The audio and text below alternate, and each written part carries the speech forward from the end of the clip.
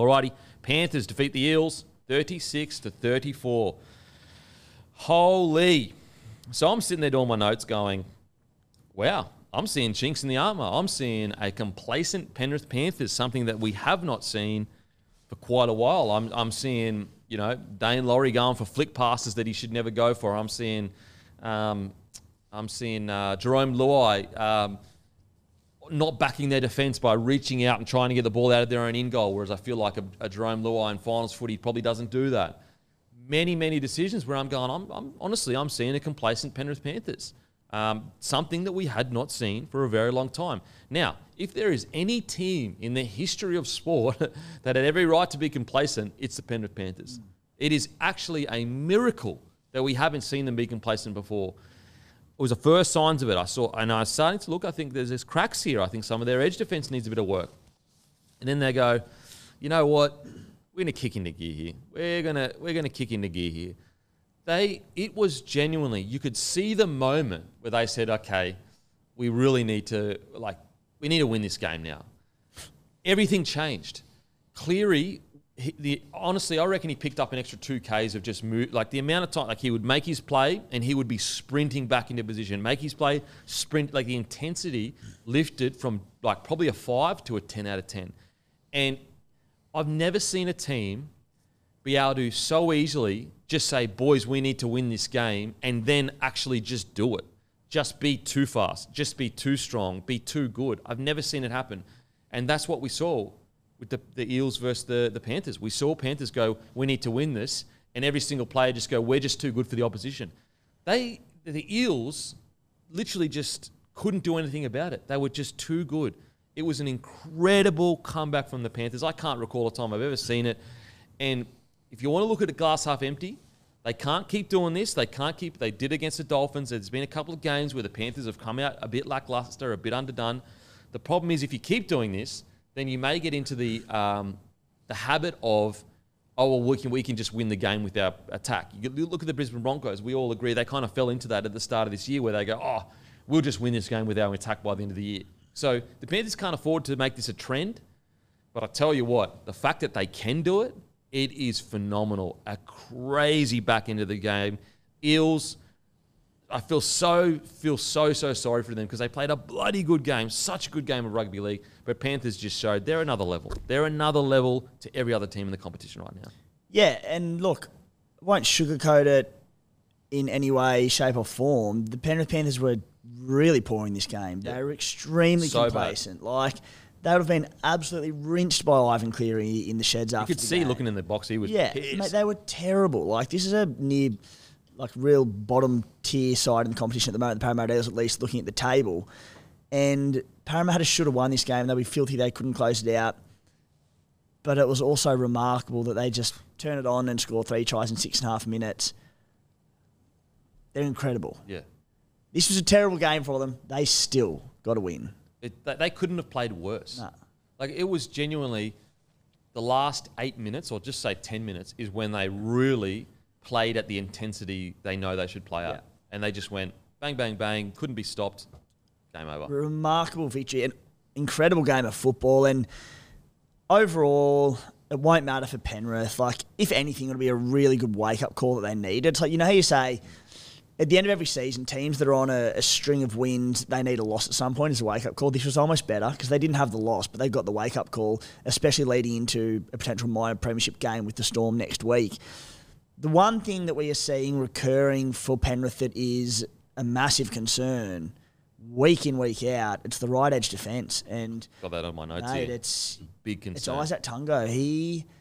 He's forgotten how to tackle. He's shot for confidence. He doesn't know whether to jam, whether to hold, whether to slide. And I think it's Cleary too. I think Cleary is he's not alone. He's struggling to that connection to trust each other. Yeah. I think it's just not there at the moment. And that's it. One poor performance from the team, you go, okay, they'll click into gear next week. It'll be a wake-up call. But we've seen all season, Tungo's edge defence it's just fallen off the face of the cliff. Dolphins tore that edge apart with Katoa just going at it all game. Yeah, and first half. Look, I don't know if they've got the stocks immediately to do it because of a few injuries, but conversations will be had. Do we drop Isaac Tungo? Because he's the only chink that I see in this Penrith armour at the moment. Teams will exploit it and teams will have success unless he turns it around very quickly. Well, because I'm even seeing, because Toto, he got moved across to that side. So 3 weeks in a row. I think I said last week he'd only been there for 1 week. It's actually, that was his 3rd game in a row, so they moved it over. You'd think because Taruva and Tongo were struggling. Yeah. So they moved Taruva to the other side. I know he'd been in our first grade, but they moved him to the other side. But even Toto, he made some defensive reads where I was like, wow, like Toto doesn't usually do that. And I just think it's that whole edge. They are really struggling to trust each other. Not necessarily in the sense of like they don't want to play for each other. That's not what I'm talking about. I'm talking about purely they are not on the same page when it comes to defensive reads. They're not in sync and they are worried like, oh, is he going to jam in? Is he not going to jam in? And it's becoming a real problem where teams are finding a lot of success down that edge. Per team, and this is some stats via the Stats Insider website. It has the breakdown of where tries are scored.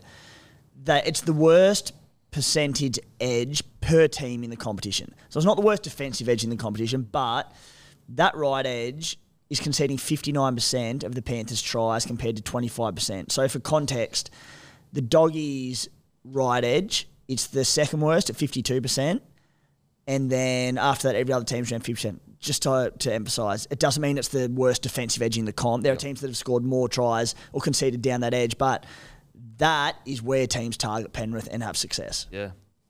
And also the fact that Toto got moved over there suggests that the Panthers are aware of it. Oh, yeah. And they're really struggling to find that trust. Now, granted, I trust in their systems that they will, but I tell you what, if you're going into a grand final, I know where I'd be attacking. And also, where did all the tries come last year in that grand final? Yeah. See, And right edge. I'm not convinced, like long term, that they'll sort it out because his confidence is shot, and it's not a 3 or 4 game sample size. It's been all season. So you think that by the time finals rolls around, that might still be a concern? Absolutely. He's been poor defensively all season. Like it doesn't just turn on a. I think that whether it's someone else has put in there or whatever, I think Ivan will fix it before finals footy comes around.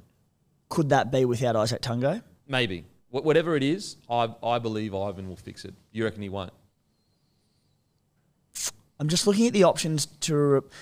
It's the Penrith Panthers. It's Ivan Cleary. He probably does, but he's a huge area of concern because it's not an easy fix unless Tungo sorts himself out, because I look at the replacements. Paul Alamoti's injured. He's due back maybe around 25 or something. Not a good defensive centre either. Tyrone Peachey is playing centre in New South Wales Cup. Could it be one last hurrah for Tyrone Peachey if he comes in? I don't know how he's been defensively, but a pretty good defender. Maybe he slots in there. They've got from the Tigers Asu Capeo, who's been playing on the wing. Again, probably a risky one to bring in this time. Look, I think they'll just back Isaac Tungo, who, funnily enough, was excellent in attack. He had some really good moments. Yeah. They probably persist with him till the end of the season. They'll probably give him another week or two. But if they're poor reads, and it's not just poor reads, like there's poor misses as well. If they continue, I just don't think there's an easy fix for them. It's so strange because like Tungo for me defensively used to be a monster. He was a monster. Is he shoulder? Does he have shoulder injuries or? Yeah, because that right side's been a real concern, and I don't think it's just for me personally. It's not just Tungo. I think Nathan also does have tendency to lapse sometimes in defence with his reads, where I think we saw that in the Dolphins game. Granted, first game back with Cleary. Yeah.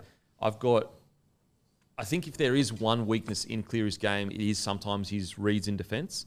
As I said, you go back to that grand final, there is actually 2 or 3 times where he got done by Reece Walsh and just sometimes shooting out of the line.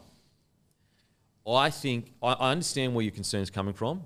I reckon by the time finals rolls around, whatever the solution is, I reckon they find it somehow, some way. Does your gut tell you that Tungo will come good? I think so. I think surely.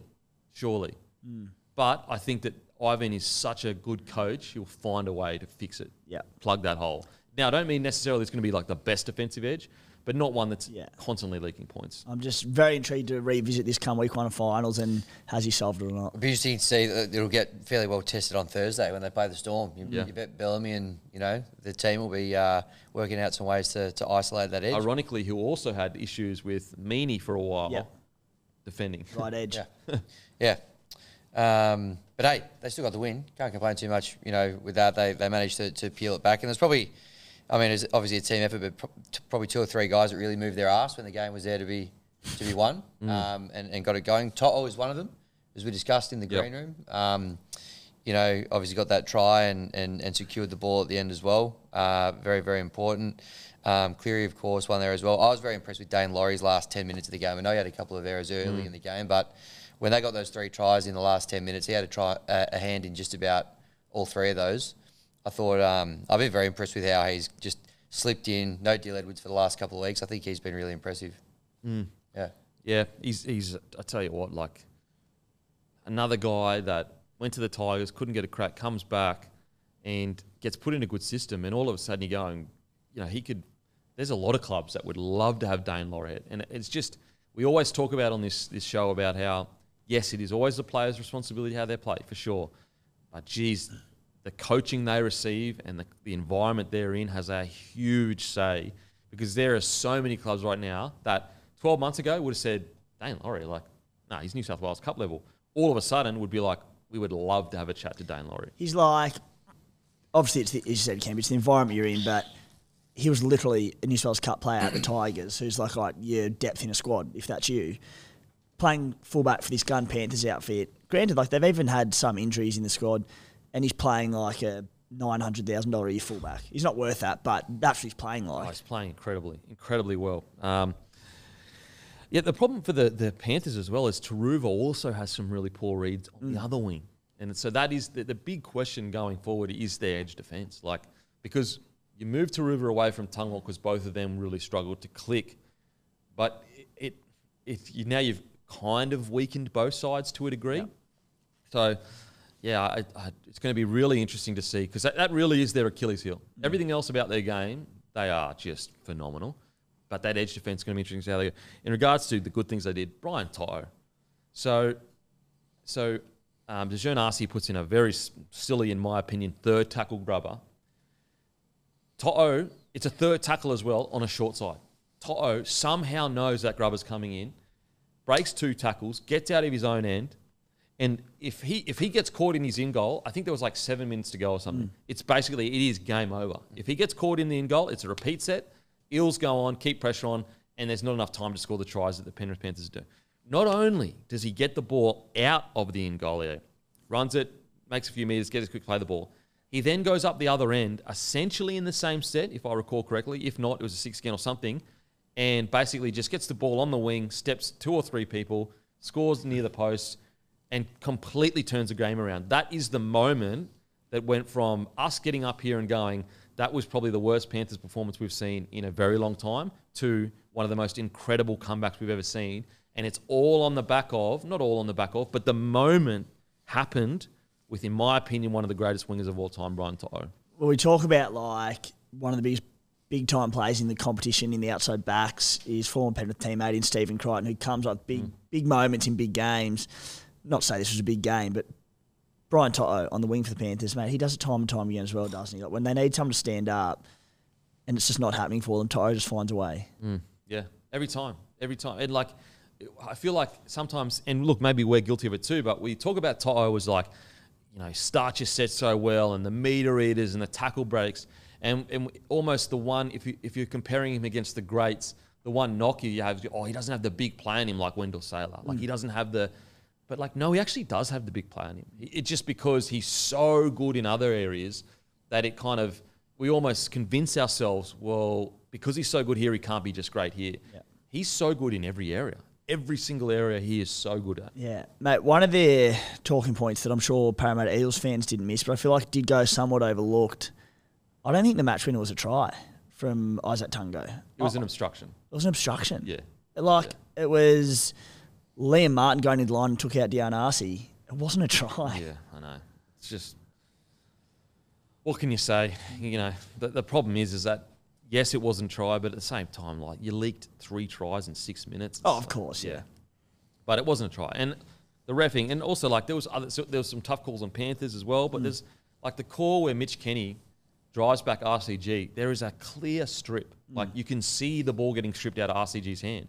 And they just go, no, drop the ball. And you're just like, what? Look, the reffing over the weekend, unfortunately, we try not to focus too much on it, but I've got real concerns, if I'm being honest, really some real concerns. Yep. But yeah, incredible from the Panthers. What a comeback. I'm just looking at any other, obviously Sorensen, hamstring injury. Jeez. 2 back rolls down this week. Yep. Liam Martin suspension. Scotty Hammy. It's tough. And the Scotty Sorensen, he's actually been in and out this year. And like, look, can they win a comp without him? For sure. I think they can. But geez, he is a big part of their footy. Luke Garner, who normally comes in and slots him when one of the edges are down and does a terrific job, he's also out injured at the moment. Hasn't been playing, listed as an indefinite return. I don't know how long, but they could be running out with edges of like Liam Henry, who missed the game on the weekend due to illness, and might be like Maverick Geyer. Yep. For a big game against Penrith, it's, I mean, good opportunity for them boys to stand up. Yeah. Huge game. So, like, Penny Panthers, they're not, like, I think in a few weeks they'll start to kick into gear and we'll go, okay, like, they're all good. And we saw even in this game to kick into gear. But it hasn't really gone all their way this year. They've had injuries to key players and it's starting to go like, oh, okay, everything's not falling into place. Whereas I feel like the last 3 years, whatever they do off the field in regards to injury management, it is like, I've never seen anything like it. Because usually they might have one key player that's playing through injury, but outside of that, they're pretty good, like of getting people on the field. But at the moment, they're actually struggling to kind of get blokes on the field in key, not in key positions, but key players. So that is a challenge that they're facing this year. It's you know, I think that because it looks like it comes so easy to the Panthers, they don't get appreciation for. Sometimes it comes a lot harder than you'd think. But yeah, look, outside of the negatives that we're talking about, I just cannot reiterate. I've never seen a team be able to go, holy shit, the game's on the line, we need to turn the tempo up here, and then just go, boom, we're too good. It's terrifying.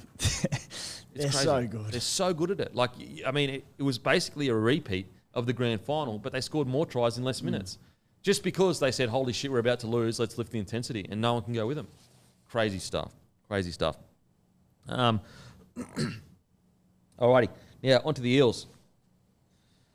Jeez. It's half loss. Just some silly errors at some key moments where you're just going, oh. We talked about it, DeJean Arce doing that grubber at the end there, like silly on the third. Then there was an Offengow offload that was silly. Look, yeah, they played so well, and I understand that it's a super tough call. Not even a tough call. It was the wrong call. That was, for the whole season, that has been an obstruction. So, yeah, I get the frustration from the Eels, but, geez, they made some silly decisions when they were 34, I think it was 34 to 20 up. And, like, Gutho had played so well. He'd worked his absolute backside off to get this credible lead. And then they just make these really poor errors in his key moments. And that's what happens when you're a team that has struggled to win games. When you get into these moments, you don't have much experience that year of knowing what to do in those moments. And I feel like if this had been the Eels that was playing top 8 footy, that was in finals at the moment, they would have known how to shut that game out. But because they hadn't been in that situation for quite a while in a big game like this, they lost their heads to a degree. Instead of just, we're 34 to 20 up, let's get through our sets and then just defend our asses off. Well, that's it, it was experience. And I actually thought up to that late kick in mind the line, DeJean Arce, I thought he had a really good game. So good. So promising. And I've only got predominantly good things to say about him, but if you've got Mitchell Moses there, he closes out that game and he does it with his kicking game and he kicks long and he takes the right options. But it was just a lack of experience there from Arce. And I'm so gutted for Parramatta fans and obviously the team themselves, because on what's been a really tough year, gee, this would have been a fantastic moment for them in front at home to knock off arch rivals, ladder or second on the ladder. I was devastated for them.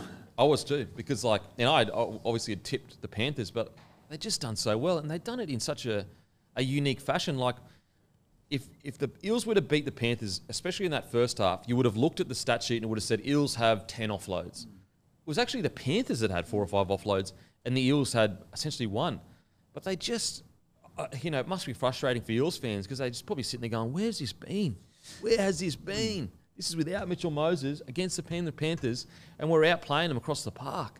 They had a good crack at them. And the one thing about the Eels, I think I was having a look before this game. Since 2020, they've played the Panthers 12 times. They've won 5 of those games. That's a pretty good record against a team that's won 3 comps in a row. Well, I think it's the best in the NRL over the last 5 years. I think it would have been. They gave it to him again. So, look, I mean, disappointing. You just touched on, like, they probably should have closed the game out. But if you had have told the Eels fans going to the game, you're going to go down 34-36 to Penrith Panthers, like, you're right. Where's it been? But it's a pretty respectable kind of effort from the Eels. Geez, I feel sorry for Gutho too. He gets that kick at the end. He's not their first kicker. Yeah. He's not a great kicker. I'm sure he would admit that himself. And, like, he misses that kick, so everyone, wants to put shit on Gutho. Mate, he was incredible for him. And, look, I'm sure people will disagree with me. I thought Gutho was outstanding. And for me personally, it was a reminder, like, this guy's a bloody good fullback. Don't move him on. He's got another year or two in him, in my opinion. And I think it'd be crazy to move him on with how good he can play. People putting the boot into him for missing the kick late. As I said, he's not their first choice kicker. He's never been a first choice NRL kicker. No. He's never been like a noted great backup kicker. I mean, first and foremost, it's a little bit concerning for Parramatta. You need to have a number 2 kicker who's, I don't know what his career percentage is, to be fair, Gutho, but I've never thought of him and gone. I honestly reckon he's taking those kicks because he's captain and he wants to shield his other backup kickers that aren't that great. That put it this way, if there was someone in that side that was saying, I'm a good kicker and I want to kick, I reckon Gutho goes, yep, for sure. But I reckon what we're finding is he's looking around and everyone's going, like, no, we're had one of our worst years in a long time. There's no confidence in the locker room. So he's going, you know what? I'll put myself out there to get absolutely pizzled in the comment sections and by the media, because at the moment there's no one confident enough to take these shots. 71.5%. So he's not too bad. But I would be shocked, because when you go across the roster, like, who else in that roster really can kick? I'm not sure. Yeah. Would have thought, like, maybe Dill looks like a decent enough. Maybe I've Dill. never seen Dill kick. I've never seen him kick. But I'm guessing there's not one there. I just said that's why Gutho's taking. I think he is genuinely just like, because no one else will, I'll do it because I'm the captain and it's my job to. Dill's none from 2 in his career. Yeah, so I know that, he's, for some, I don't know why, bizarre reason, he's polarising.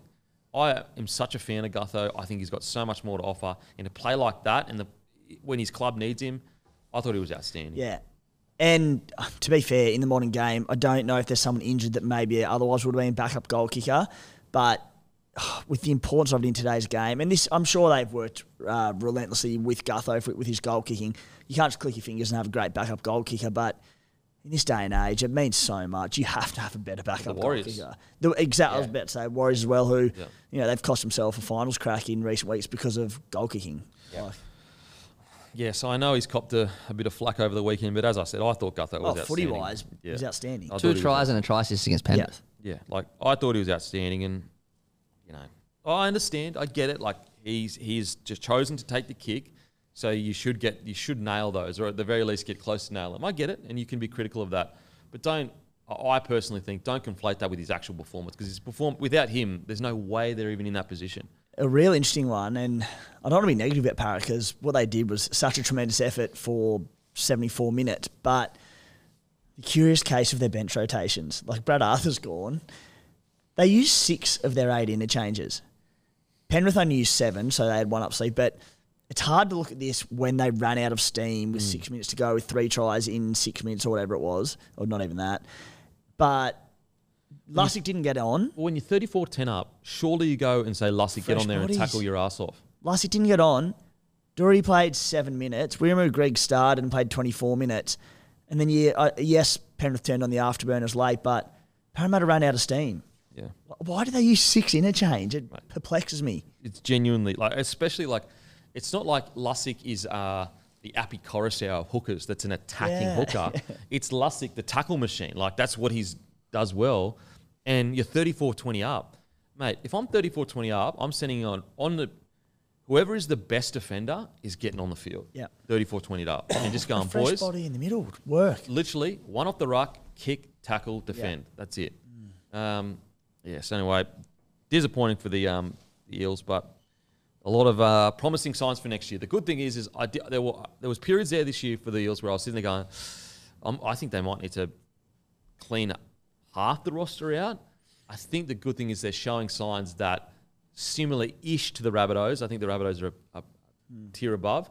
that it's not going to have to be a full clean out. I think it's just a few tweaks here or there. Good signs against Melbourne down there. A really good win against the Warriors, playing for top 8 spot in New Zealand, and then almost beat Penrith. It's 3 really good weeks from the Eels. Absolutely.